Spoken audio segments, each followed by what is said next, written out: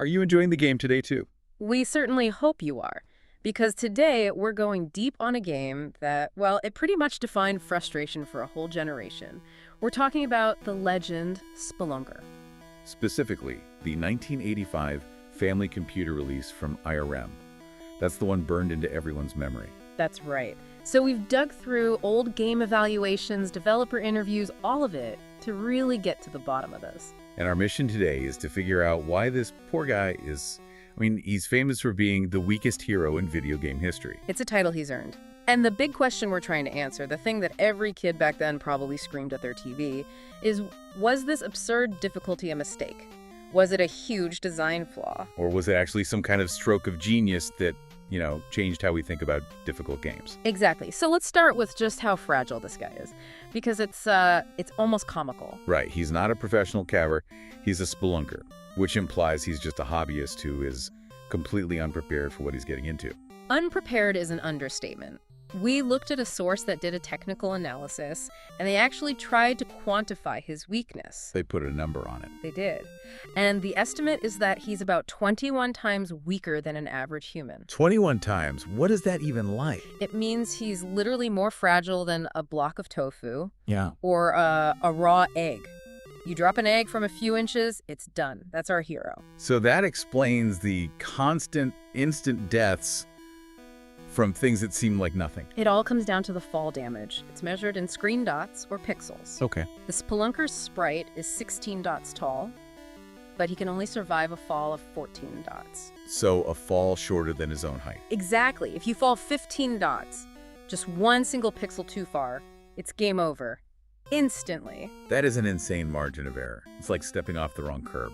And the game applies that rule everywhere. You know those little water fountains that lift you up? Yeah, the lifts. If you jump while you're going down on one of those, that counts as a fall. You die. Or if you try to jump down a slope that's like curved inward, the game reads that as a fatal drop.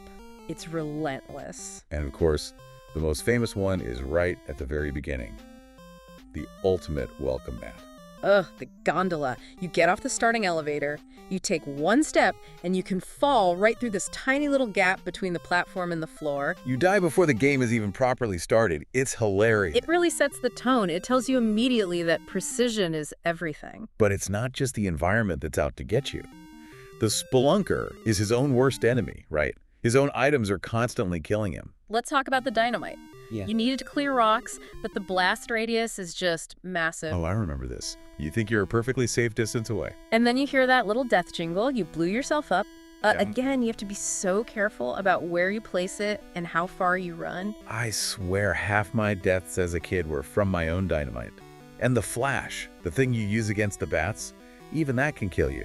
Right, so you use the flash, it scares the bats away, but then the little item sprite itself falls back down. And if it touches you, it kills you.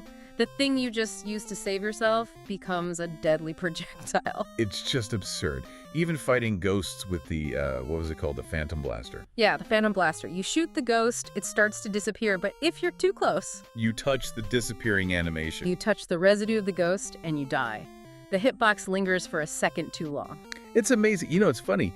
The actual out-of-energy death screen, the one where his helmet falls over his face, is actually pretty rare. It's so true. You almost never just run out of energy. You're usually killed by a tiny misstep or a piece of your own equipment long before that happens. Which brings us back to the big question. Why?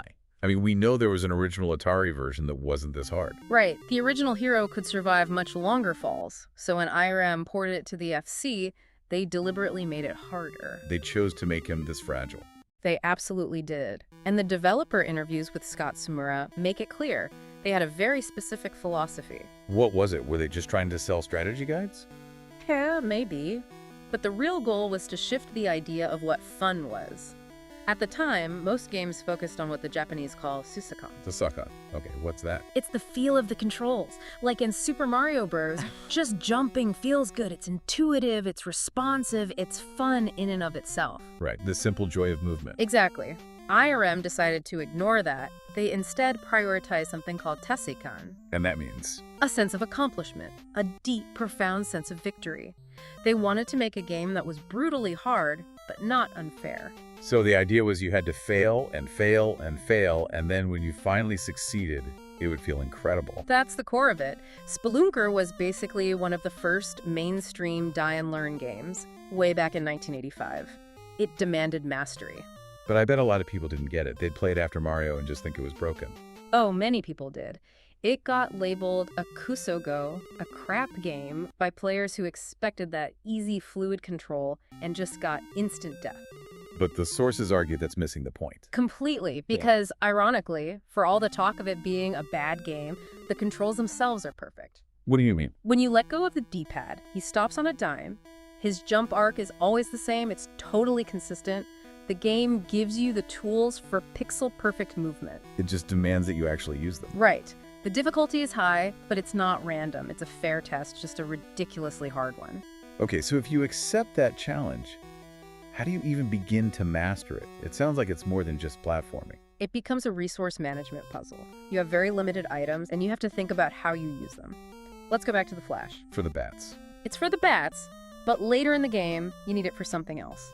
On the fourth loop and beyond, some keys can only be collected if you use a flash in a specific spot. Oh, so if you waste them all early on just to avoid some bat guano. You can't finish the level, you've soft-locked yourself. The game forces you to learn how to dodge the droppings and save the flash for when it's absolutely critical. That's pretty deep. It's the same with dynamite, I imagine. Yep. You need it for rocks, but also for finding hidden high-score items. If you run out and there's one rock pile in your way, your game is over. But the most brilliant strategic layer, I think, is how you handle the energy items and the respawn points. This is the real expert-level trick. Most people just grab every item they see. Right, you need energy. You do, but here's the thing. The very last item you pick up becomes your respawn point if you die. Okay, I see where this is going. So if I grab an energy flask right before a really hard series of jumps... And then you die on those jumps, you respawn right before them, and you're stuck in a loop. But if I have enough energy, I could intentionally skip that flask. Exactly. You skip it, make it past the hard part, then grab a little piece of gold or something on the other side. And now that becomes my checkpoint. That's genius. Yeah. It's actively rewarding you for not collecting things. It's an amazing bit of risk-reward design. And once you master that kind of thinking and the controls, the game opens up. There are so many secrets to find. One-ups, giant diamonds. It encourages you to explore. You can't talk about this game without mentioning the sound. That opening theme is an absolute classic for 1985. It really is. It has this grand sense of adventure that the gameplay immediately contradicts. And the death jingle is iconic. It's the sound of failure, but also the sound of one more try. Still, even if we accept the difficulty was intentional, there were some things that were just plain frustrating because of the hardware, right? For sure. The biggest offender was the screen scroll, or the lack of one. Screen flipping. Yeah, instead of scrolling smoothly, the whole screen just snaps over when you get to the edge. It was a common trick to save processing power on the FTC. But it was deadly in this game.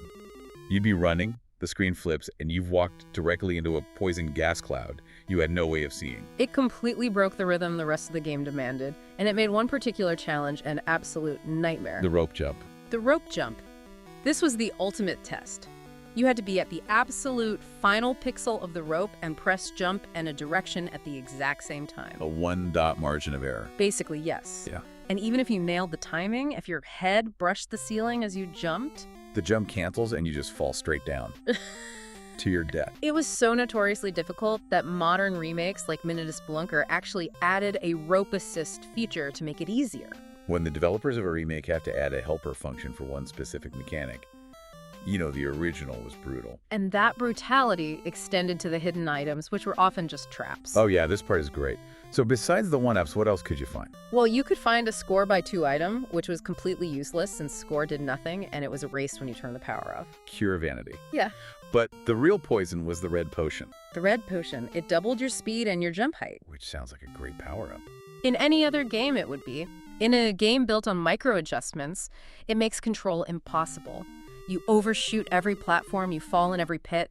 It's a death sentence. It's the game tricking you into killing yourself faster. And what about invincibility? Surely that was good. You would think so, but it only protected you from ghosts and gas. It did absolute nothing to prevent fall damage. And fall damage is what kills you 90% of the time. So the invincibility was mostly for show. And to top it all off, there was that famous bug the life counter overflow. Right. If you were good enough to get 128 lives, the game's code would flip, and the next time you died, it was an instant game over. You were punished for being too good at the game. It was just peak, chaotic, absurd game design for that era. And you can see how deliberate the FC version's difficulty was when you compare it to the arcade version that came out later. How's that one different? The arcade version was much, much easier. It had a health bar, a vitality system, and the Spelunker could survive a fall 20 times his own height. 20 times. So the fragile hero was purely a choice for the home console version. Yes. The arcade machine needs you to put in another quarter. The home version needed to keep you busy for months, and that commitment is what made the character a legend. The weakness became his identity, and it's something that's been celebrated ever since. Totally. You see it in the manga and anime Spelunker Sensei, where the joke is he's a super athlete in real life, but he still dies from, like, tripping over a rug. That's hilarious. Yeah. And it got big names, too, like the voice actor Tomokazu Sugita. And the music shows up everywhere. In the rhythm game Taiko no Tatsujin, the Spelunker medley plays the main theme and then immediately plays the death jingle. That's just mean. It's the ultimate tribute. And that legacy continues with modern co-op versions like Mina de Spelunker, because apparently suffering is more fun with friends. It just shows you how important that original FC version was. I mean, it was the only IRM game they kept on the Wii Virtual Console when the company was scaling back. Which brings us back to the beginning. Was it a bad game? The sources make a clear case. No. It wasn't broken. It was a perfectly executed, if brutal, design.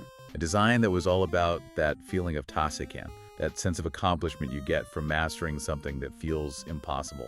The hero's weakness wasn't a flaw. It was the entire point. It's what made him and the game unforgettable. And it forces you to rethink what makes a game good. So for you listening, here's a final thought. The next time you play a game that feels unfair or frustratingly broken, just pause for a second. Ask yourself if maybe, just maybe, that frustration is the point. Maybe the game isn't asking you to have casual fun. Maybe it's asking for mastery. And the reward for that might be something you remember for a lot longer than an easy win. Will the game be fun tomorrow too? Have a nice game.